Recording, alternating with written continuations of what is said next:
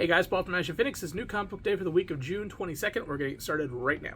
This episode brought to you by shirts. We have them. You should have one too. So that way you can come into the store, because they don't let you in here without a shirt. It doesn't have to be this shirt, but like, has to be a shirt. So why not be this shirt? Hey guys, it's Tim from Capes and Scowls, the comic book store, Team Ashen, and Paul and Tim do a thing. It's a bunch of stuff. Let's talk about the trades. I've also got the Marvel previews. I guess the regular previews didn't come because, Diamond. But, Paul, say stop. We've got Mech Strike Monster Hunters with some sort of robot-y Doom. Who doesn't love robot-y Doom? Doom great. For trades, I've got Miles Morales. This is volume 7, which has him in that sweet, sweet getup.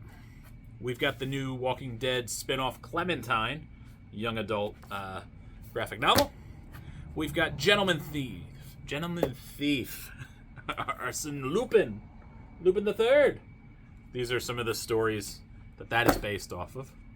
We got Crimson Cage, which I love.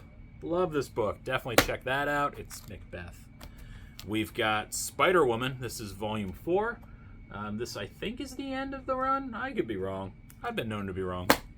Mighty Morphin, volume 4. These books do incredibly well. Let me know in the comments if you guys like these books. And finally, we got the new Ghost Rider, The Return of Blaze. This was good as well. We read a bunch of this kind of stuff. And has some of the King in Black tie and stuff as well. So, if you want to see how he came back, that's Al. First up, we have Noctera, issue number 11. You know me, I love this book. Oh, man, so much happens. This is just non-stop action from the beginning to the end. You don't know who is aligned with who. The art has been fantastic. Tony Daniels does just amazing art on this. And yeah, there's really not a lot to say. This book has been solid. Scott Snyder has been doing this for a very long time, and he doesn't put out too many duds. I'm not saying that he doesn't put out duds. Never. Somebody had to have. He can't be that good all the time. There's got to be like one issue somewhere, but it's not this one, and that's the important thing. This is just really, really well done. This is the end of the arc, so once the action eventually subsides, it does lead into the next arc on what is going to be happening with the rest of this book. But yeah, man, you definitely need to check this out to see everything that happens. So good. First up for me, from Image, we got Beware, the Eye of Odin. This book, number 1, this book's pretty awesome. If you're remotely into RPG stuff, you will love this. It follows familiar Norse mythology with a young prince who is very cursed and unlucky, at least that's what people tell him, and he has discovered through coincidence the Eye of Odin, and he knows he's got so much time to get it back to its rightful owner before he is killed by it. So he has to go give it to a frost giant, and it is about him and a blacksmith who has one arm and a crazy lady who thinks she's a Valkyrie but probably isn't, to make the journey.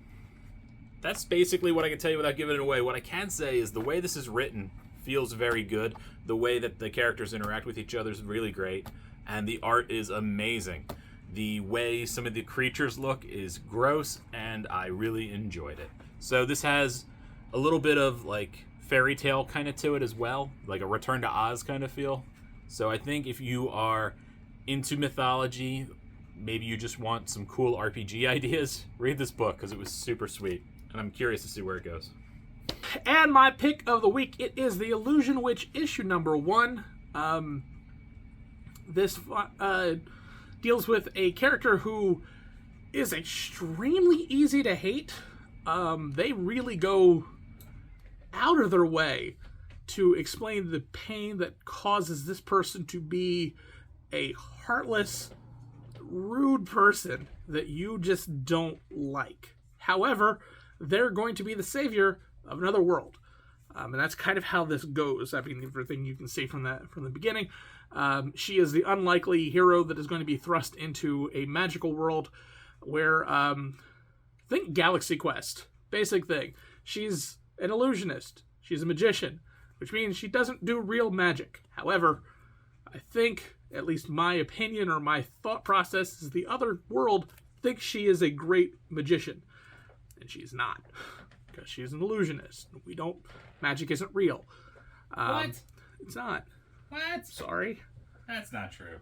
Well, her magic is not real. And as a result, a gopher. Yeah. Take that, Paul. A gopher is sent to fetch her in the real world, and that's where we're going to go with the rest of this. It's an interesting book.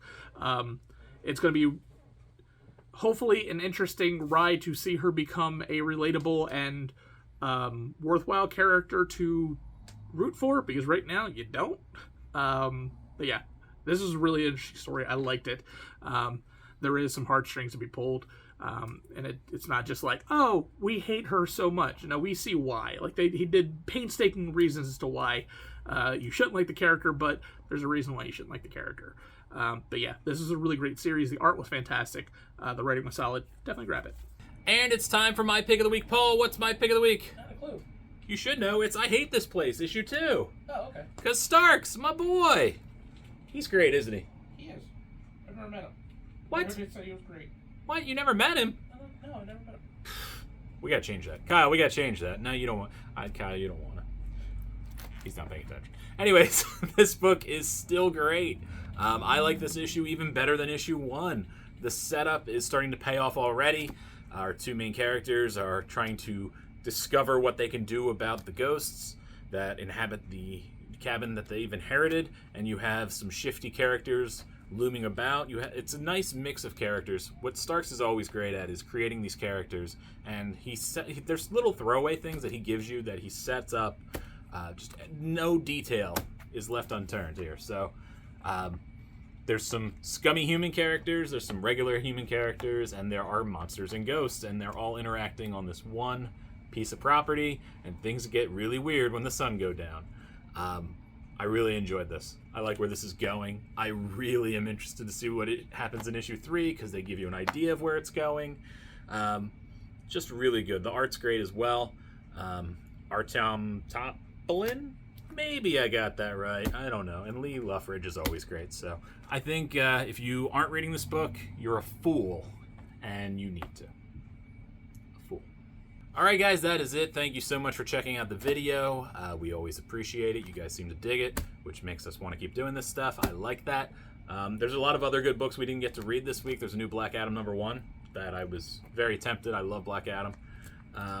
There's some other good stuff that I can't see from here because I need new glasses. I get yelled at for too much Batman, so there's good Batman. There's good Batman, but Paul does get yelled at for doing too much Batman. It's hard if you like Batman to not read all that Batman. I'm really not that huge of a Batman fan, but like his like mini series do really well, and they're so very well done.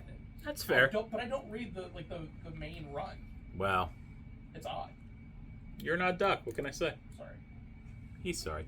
Anyways, thank you for checking it out. Make sure you come back next week. Let me know in the comments below any opinions you have of the books that we did. If you agree, if you disagree. That'd be great.